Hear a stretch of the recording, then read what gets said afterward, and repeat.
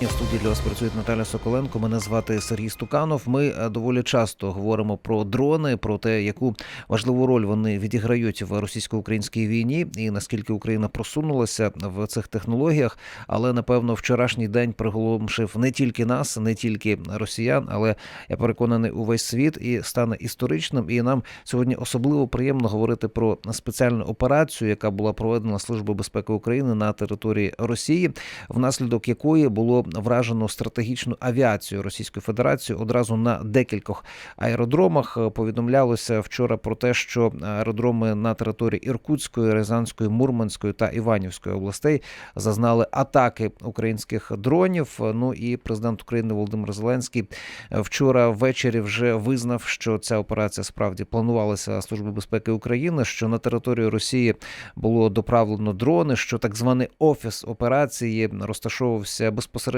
поруч із управлінням ФСБ Росії в одній із областей. Ну і зрештою було використано 117 дронів, які завдали ударів по аеродромах, вразили стратегічні бомбардувальники.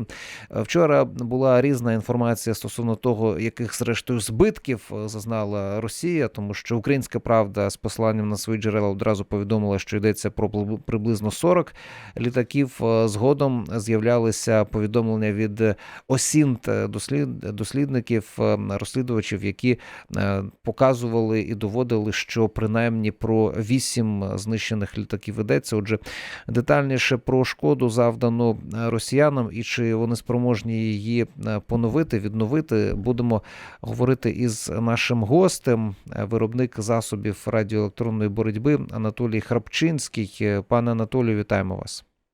Вітаю. Надзвичайно важлива стратегічна операція Збройних сил України.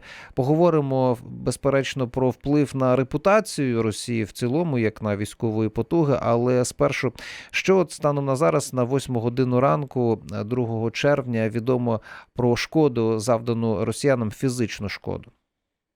Давайте зауважимо, що насправді все ж таки треба дочекатися більше подробиць, більше супутникових знімків з кожного аеродрому для того, щоб оцінити цю ситуацію. Знов-таки треба зрозуміти, що для удару були обрані аеродроми і місця дислокації, якщо ми кажемо безпосередньо на самому аеродромі, літаків, які дійсно є робочими машинами, тобто які могли виконувати бойові задачі. Тому що для розуміння, за весь час Радянський Союз побудував близько 500 літаків Ту-95. А літак Ту-95 – це стратегічний бомбардувальник, так? Стратегічний бомбардувальник, так. Да. І звісно, що якщо ми кажемо, наприклад, там про більш новітню версію, яка може нести ракети класу Х-101, Х-555, це Ту-95 МС, саме які були уражені, то тут можна казати про кількість яких, приблизну кількість, яку можна було би зібрати там докупи, близько 60 літаків. Але ж знов-таки треба зрозуміти, що є Дельта, яка показує літаки, які можуть виконувати бойові задачі, тобто нести крилата ракета, а є Дельта, є літаки, які можуть виконувати лише такий моніторинговий проліт для того, щоб лякати будь-кого в світі, показуючи, що цей літак може там здійснювати військові операції.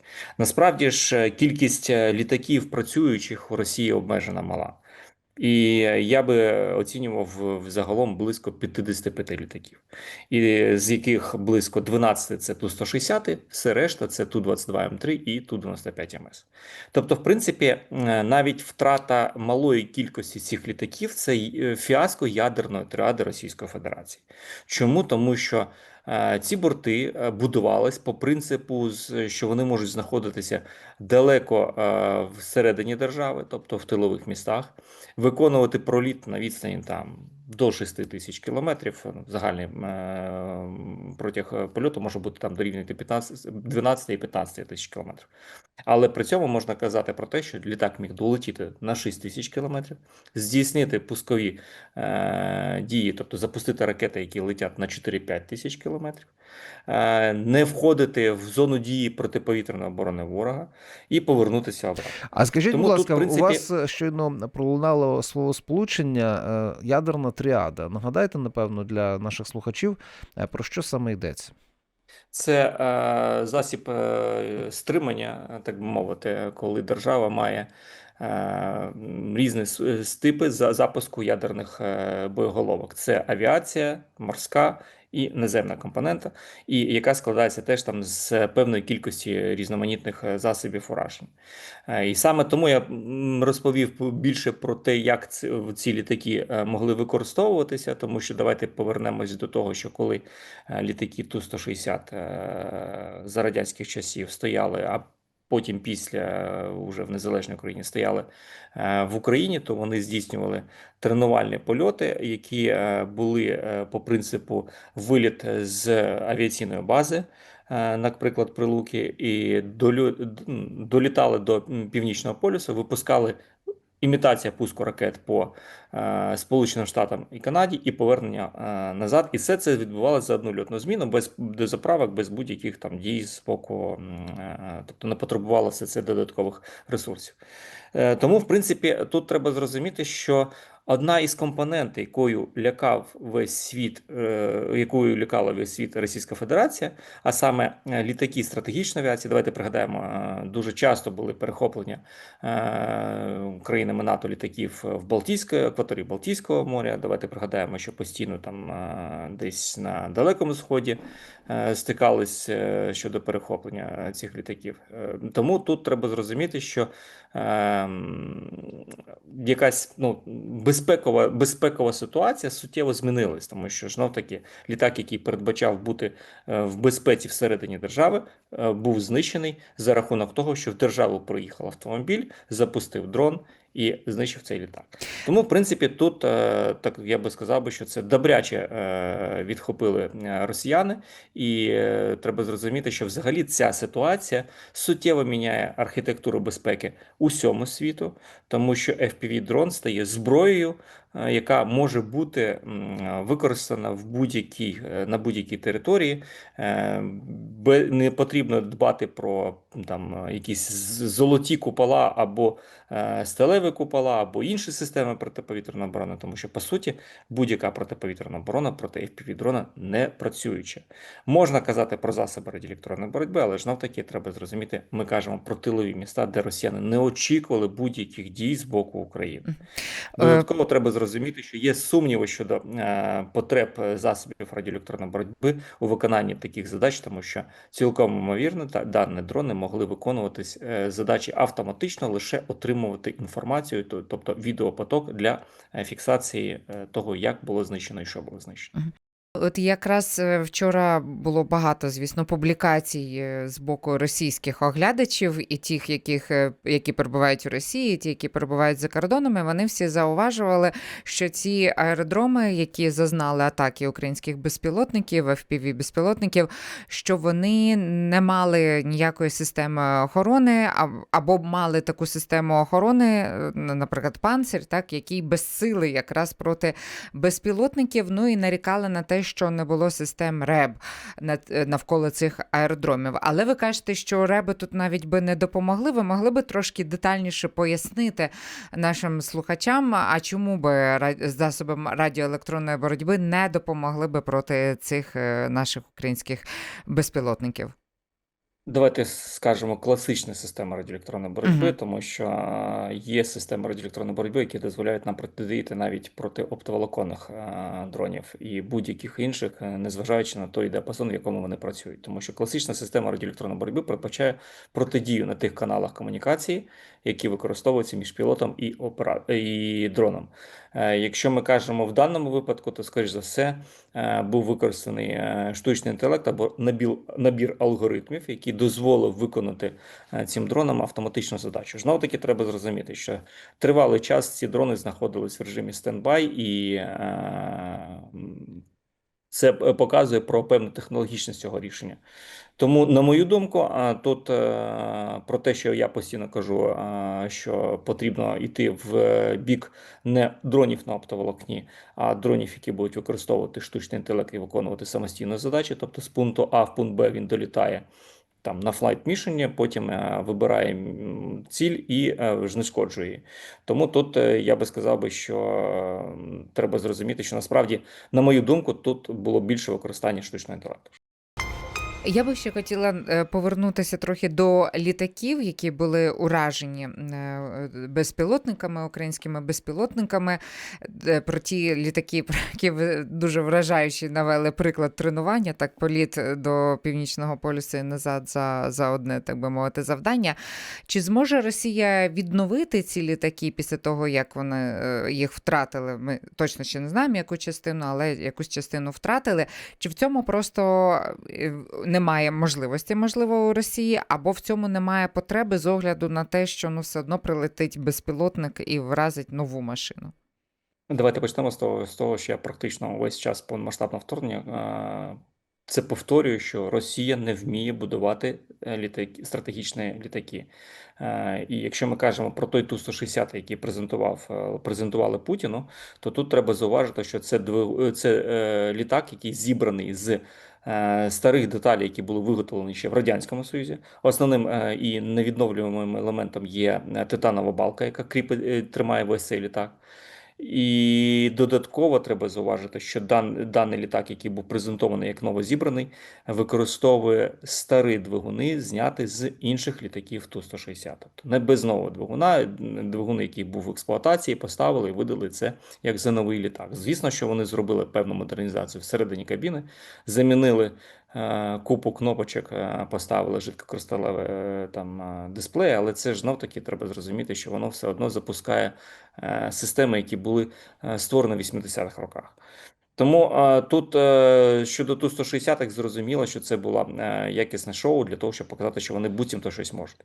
Стосовно Ту-22М3, Ту-95МС, треба зрозуміти, що насправді ці літаки взагалі втрачена можливість їх випускати. Але чому, пане Анатолію, я думаю, що тут варто пояснити, чому втрачено. Ну, робили ще, а тепер чому не можуть? Давайте почнемо, мабуть, з того, що двигуни, які стоять на стратегічній авіації Російської Федерації, якщо ми кажемо про Ту-95МС, це НК-12, якщо ми кажемо про Ту-22М3, НК-25 і Ту-160 НК-32, це двигуни Кузнєцова.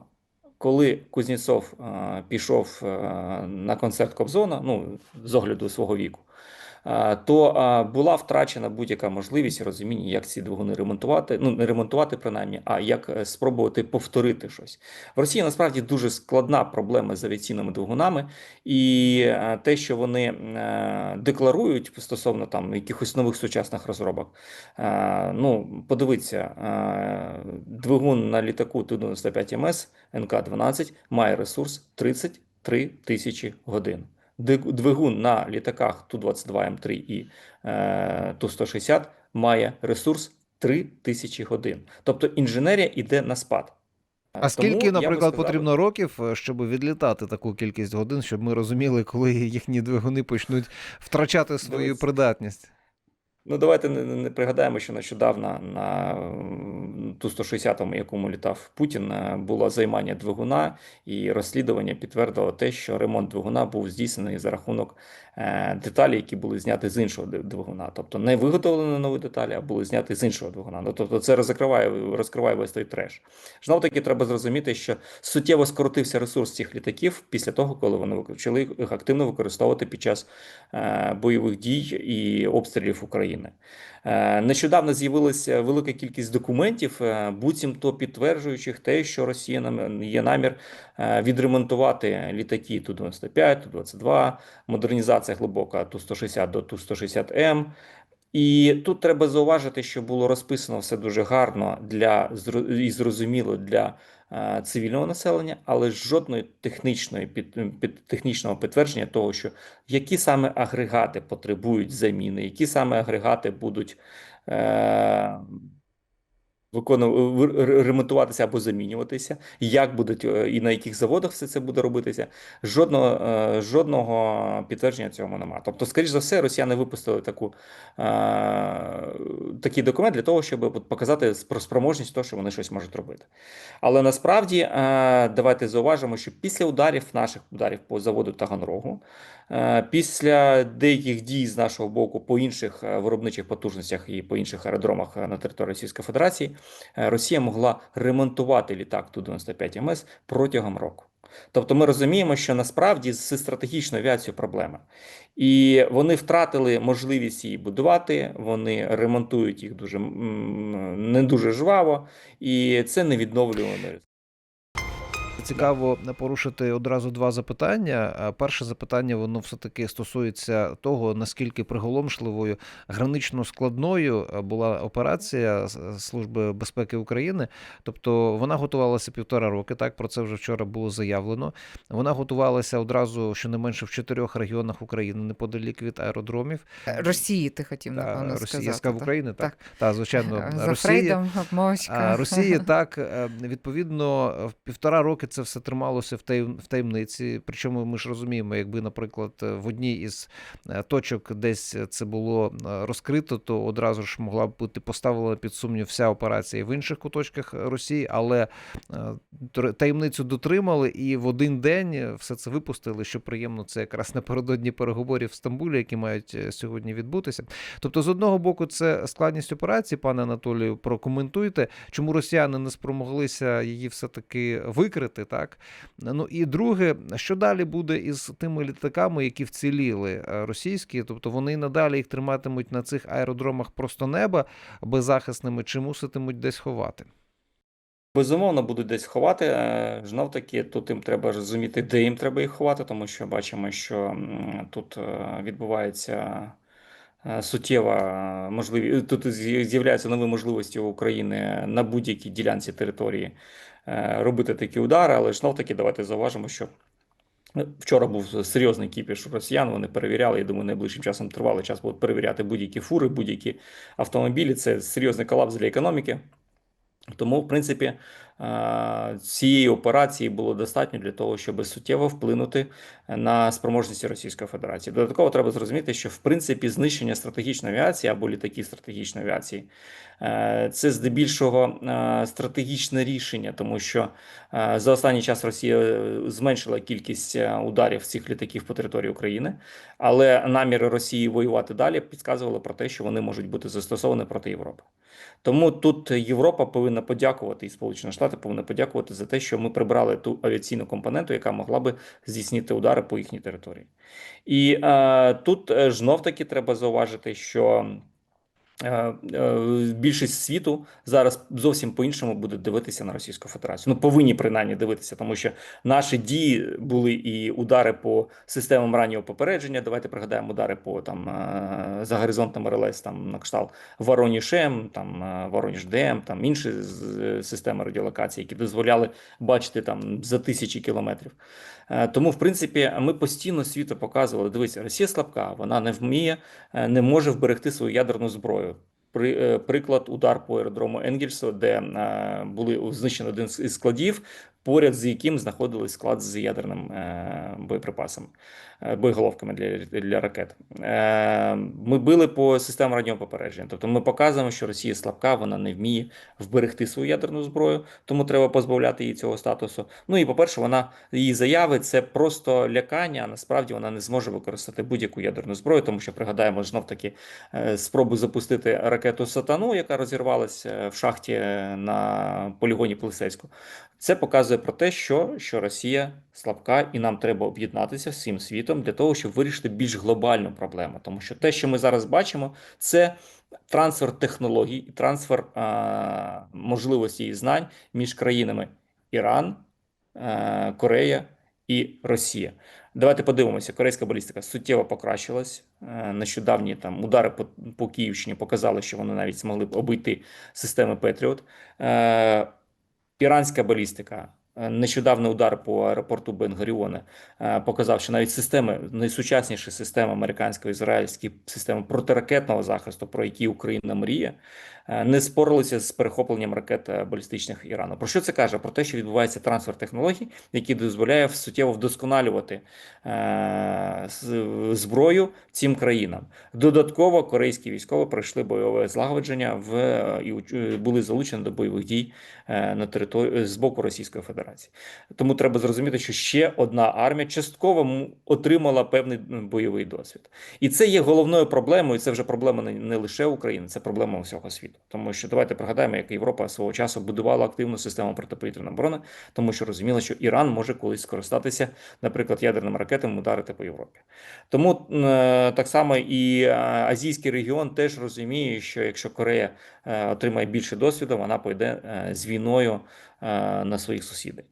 Тому тут треба казати про більше вже дипломатію, включати дипломатію, вкотре пояснювати нашим західним партнерам, що Росія не така страшна, як вона себе Колос на показує. глиняних ногах, одним словом. Так, Да. ну це дійсно Да. робота для дипломатів велика. Давайте ще у нас буквально 1,5 хвилини для того, щоб поговорити про реакцію світу на те, що відбулося. І от є допис в мережі X такого венчурного капіталіста і доктора наук з фізики, звати його Шон Магу Айр, тобто хто такі венчурні капіталісти? Це люди, які претендують на те, щоб бачити майбутнє і, відповідно, вкладати ризиковані такі інвестиції у це майбутнє. Він не має часу на те, щоб його дослівно цитувати. Дуже компліментарний допис його був на адресу нашої такої української спецоперації, і на нього відреагував Ілон Маск,